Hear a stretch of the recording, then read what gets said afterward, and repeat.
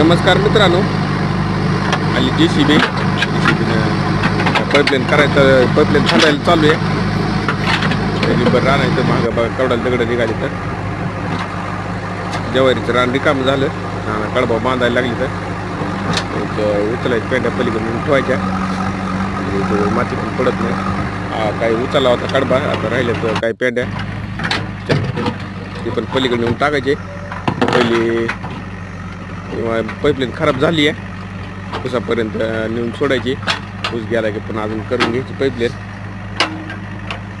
वरून खाली विहिरीकडे जायला लागला. पाईपलाईन अशी करत न्यायची, 3 इंची करायची. आता पलीकडे 2.5 इंची पाईपलाईन नाही, बोरचं आणि विहिरीचं पाणी पण बसलं झालं तर बरी, म्हणून पाईपलाईन करायची. पाईपलाईन करायची लय अवघड आहे. जीवाला काढून निघाल्यात.